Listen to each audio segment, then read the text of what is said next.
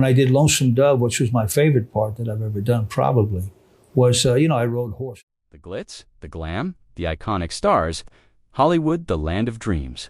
But what happens when those dreams turn dark? When the very industry that made you decides you're expendable? This is the untold story of one man who refused to play by the rules, a legend whose silent principles shook the foundation of Hollywood forever. Robert Duvall was no ordinary star. He wasn't just an actor. He was a man with a backbone made of steel. This is how his silent principle changed Hollywood forever. Before moving forward, don't forget to like and subscribe the channel for daily updates. Born into a world where fame was the ultimate currency, Robert Duvall was never one to chase it. In fact, he did the unthinkable. He walked away from it.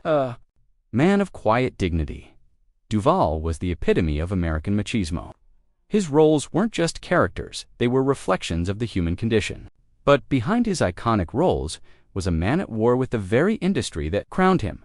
Duval's story didn't begin with the red carpet or flashy premieres. It began in the heart of New York City, where he fought for the same scraps as the next. Aspiring actor with a humble beginning, Robert knew that fame was a fleeting thing. What mattered to him was the craft. The story. In New York, before the fame, before the accolades, Duval was just another hopeful in New York City, navigating the gritty theater scene. But he wasn't alone. Duval lived with two other hungry dreamers, Dustin Hoffman and Gene Hackman. They shared cramped apartments, cheap meals, rejection letters, and, most importantly, a relentless drive to prove that there was more to Hollywood than the glossy surface. It was in those difficult years, in the bitter cold winters, that Duval honed his craft. He wasn't just learning how to act, he was learning how to be. He realized that acting wasn't about pretending to be someone else. It was about becoming that character, embodying every inch of their soul. The breakthrough didn't come with a grand announcement. It didn't come with loud applause or fanfare. Duval's big break came in the form of silences. Silence so deep and profound that it captured the hearts of millions. As Boo Radley in To Kill a Mockingbird, Duval played a character that never spoke a word. Yet his eyes told the story, eyes filled with innocence, fear, and a longing for acceptance that resonated with a nation on the brink of change. Duval's powerful restraint in that role was a glimpse into the man behind the actor. Understood that true emotion wasn't about shouting for attention, it was about presence. It was about authenticity. This was the start of something extraordinary. It was the 1970s, a time when Hollywood was in the throes of transformation, a time when the rebels of cinema were taking over, and Duval was leading the charge. He didn't just participate in the new Hollywood, he defined it. In The Godfather, Duval's portrayal of Tom Hagen was a masterclass in subtlety, while Michael Corleone, Al Pacino, and Don Vito Corleone, Marlon Brando, stole the spotlight with their explosive performances. Duval's quiet, measured performance as the consigliere, the voice of reason in a violent world, was the glue that held the entire story together. Tom Hagen wasn't just a lawyer, he was a symbol of loyalty, a man who stood in the shadows but whose presence loomed larger than any other. Then came Apocalypse Now, where Duval's character, Lieutenant Colonel Kilgore, became an icon of cinematic chaos. When he walked through a jungle under mortar fire, declaring, "I love the smell of napalm in the morning," it wasn't just a line, it was a testament to the madness of war. The absurdity of the statement, delivered with perfect deadpan, became a symbol of American machismo, flawed and fearless. Duval's versatility was unparalleled. In The Great Santini, he played a brutal, commanding father whose love was more damaging than any battlefield wound. Then, in Tender Mercies, he portrayed a washed-up country singer trying to redeem himself. It was a performance so raw, so vulnerable, that it earned him the Oscar he had long deserved. Duval wasn't just playing characters, he was becoming them. But as Duval's career soared, so did the cracks in his relationship with the very industry that had made him a star. The first major fracture came when Paramount Pictures decided to resurrect The Godfather. Tom Hagen was vital to the story, but to the studio, Duval was expendable. When the offer for The Godfather Part 3 came, Duval saw it as an insult. While Pacino was offered a fortune, Duval's offer was mere pennies. For Duval, it wasn't about the money, it was about respect. He famously said that if they paid Pacino twice what they paid him, he would return, but 3 or 4 times the amount. That was a line he wouldn't cross, and so he walked away. The result?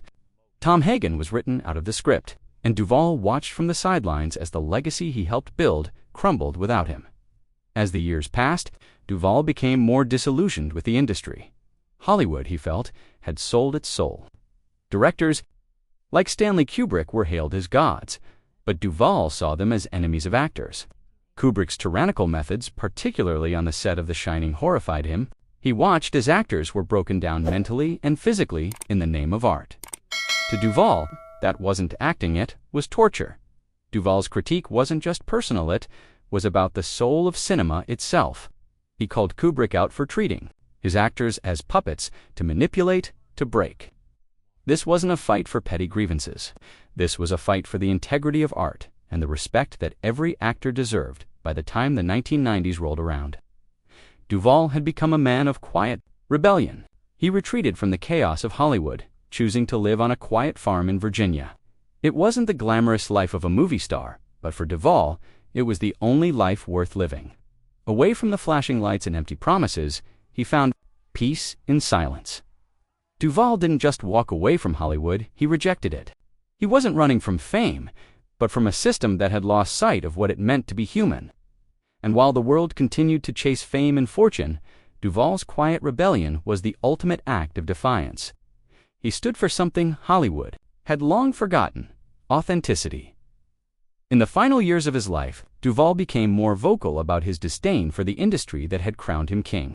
He spoke out about the Hollywood system, its greed, its cruelty, and its dehumanizing pursuit of perfection.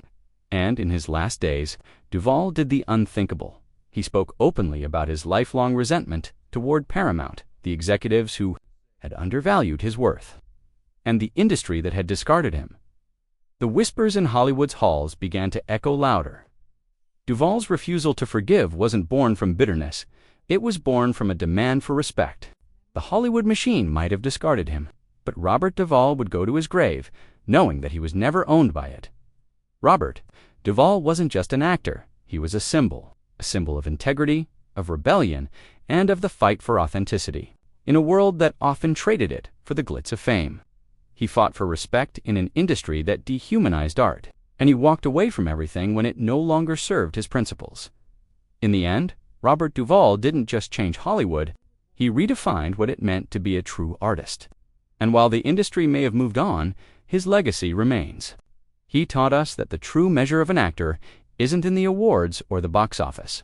Numbers, it's in the ability to look at yourself in the mirror and know you stayed true to who you are. Thank you for watching. If this story resonated with you, share it to keep the memory of true legends alive. Let Robert Duvall's fight for integrity remind us all that some things are worth more than fame. The work speaks for itself.